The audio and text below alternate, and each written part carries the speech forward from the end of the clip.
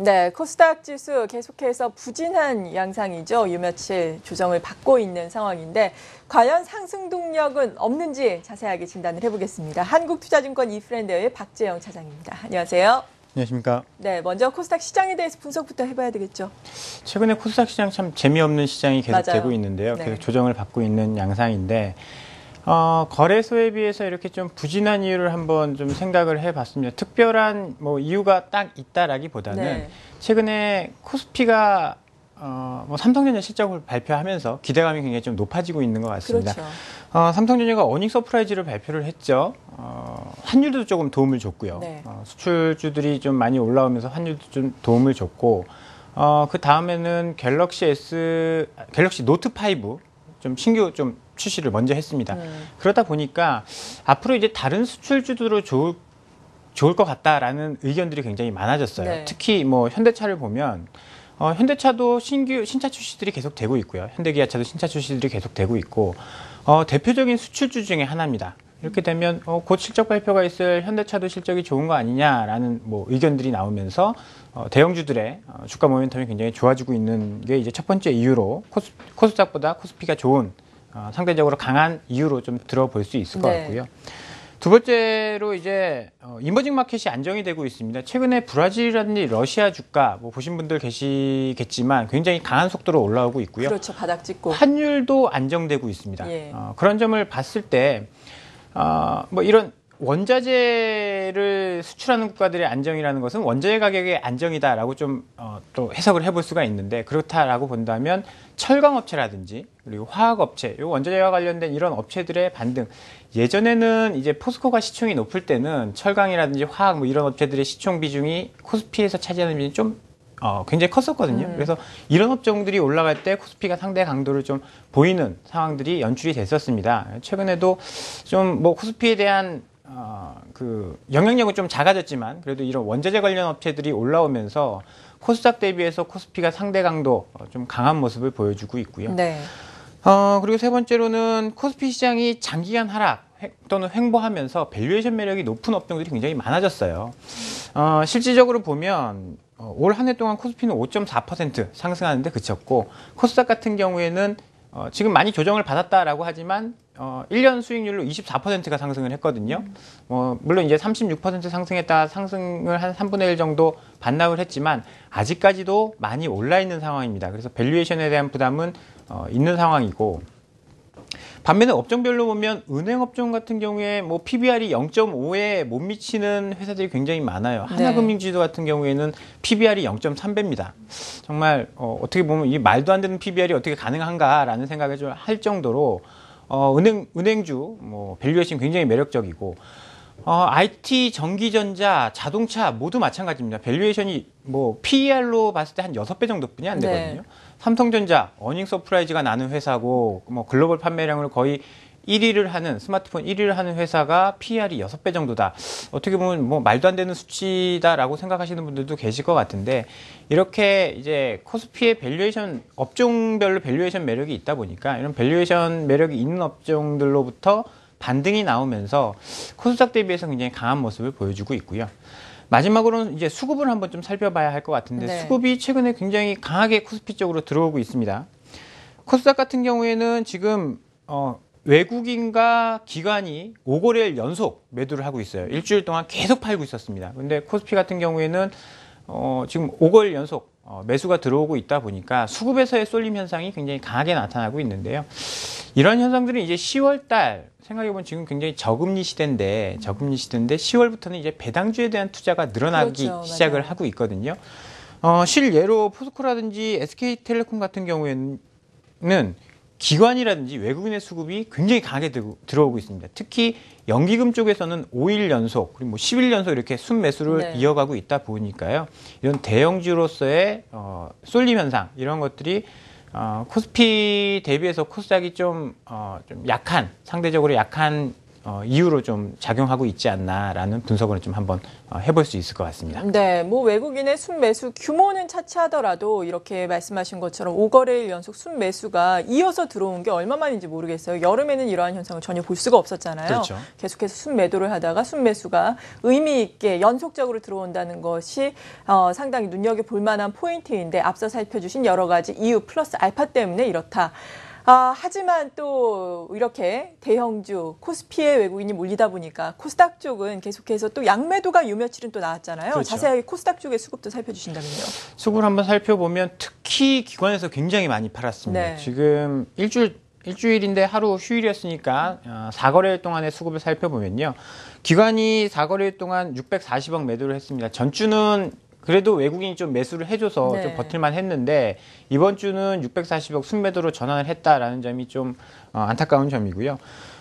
기관은 4거래일 동안 3,196억을 매도를 했습니다. 네. 하루도 빠지지 않고 매도를 했는데 거의 하루에 1,000억 원씩 팔았는데 과거 같으면 이제 코스닥 시장에 뭐 시총도 좀 많이 늘어났고요. 거래 대금도 좀 늘어났긴 했지만 하루에 1,000억 원씩 팔았다라고 했을 경우에는 굉장히 큰 충격을 받았는데 네. 그래 다행스럽게도 좀 조정은 받긴 했지만 그렇게 큰 충격은 아니었다라고 좀 보여지고요.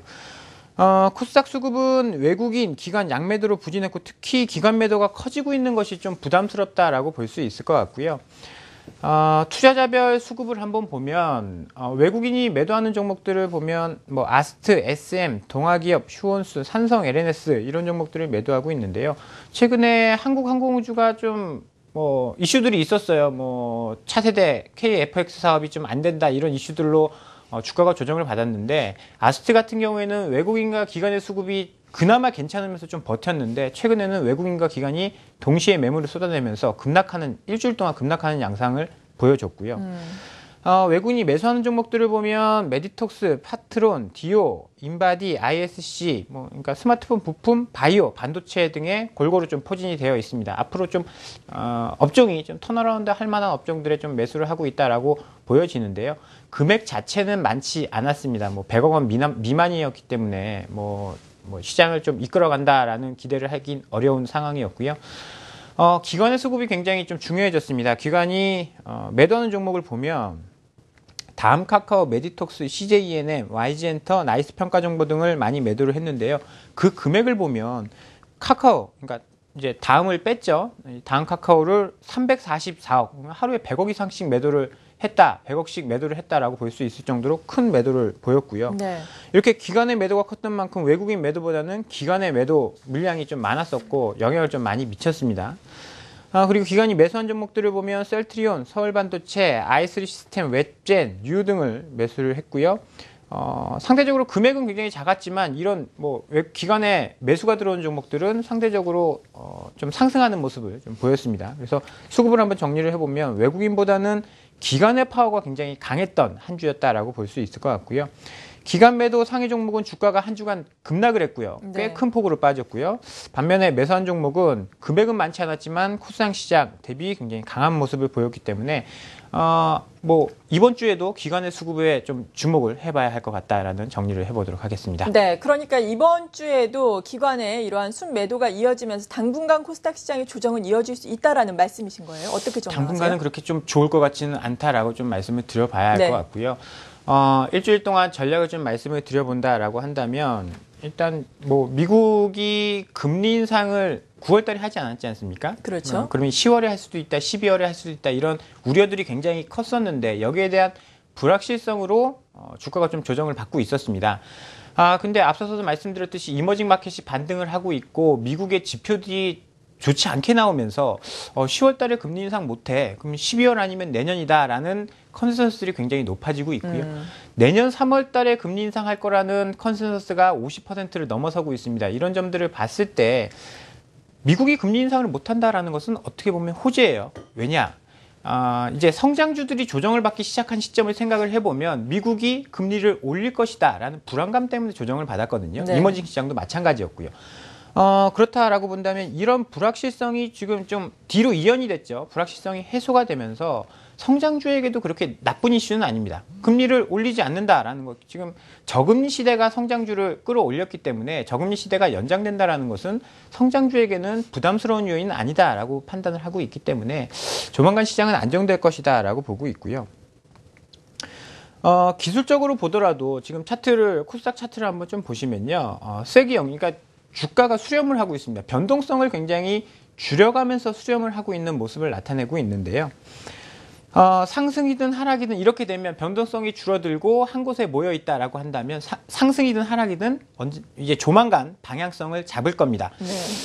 밑으로 방향을 잡을 거다라고 생각하기에는 지금 뭐 추가적인 악재가 나올 만한 것이 없습니다. 물론 이제 실적이 나와 봐야 알겠지만 3분기 실적 시즌이기 때문에 실적이 나와 봐야 알겠지만 삼성전자 현대차가 실적이 좋으면 반도체주, 자동차주, 부품주들, 이 하단에 있는 업체들도 실적이 좋게 나올 가능성이 있거든요. 네. 그래서 그렇게 부정적으로 전망할 것만은 아니다라고 보여지고요.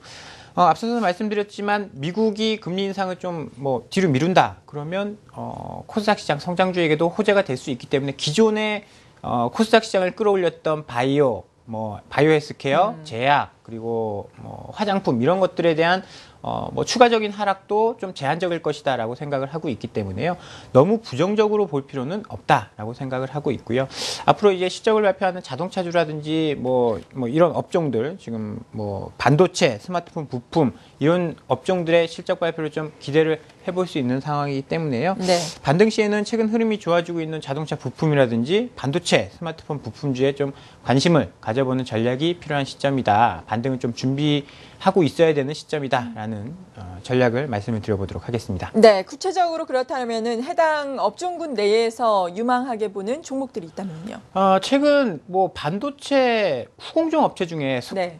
그 테스트 소켓 업체가 있습니다. ISC라는 종목이 있는데요. 최근에 조정을 굉장히 많이 받았어요. 네. 작년 말부터 올해 상반기까지 굉장히 강한 상승세를 보였다가 조정도 많이 받았는데요. 최근 삼성전자가 실적이 좋게 나오면서 이런 업체들도 반등을 좀 주고 있고요. 자동차 같은 경우에는 성화이텍이라든지 평화전공 같은 꽤 오랫동안 조정을 받았던 코스닥 업체들 최근 반등이 나오고 있기 때문에 이런 업종들, 이런 종목들 관심 있게 봐도 좋을 것 같습니다. 네, 잘 알겠습니다. 코스닥 시장을 중심으로 한 투자 전략 한국투자증권 이프랜드의 박재영 차장이었습니다. 감사합니다.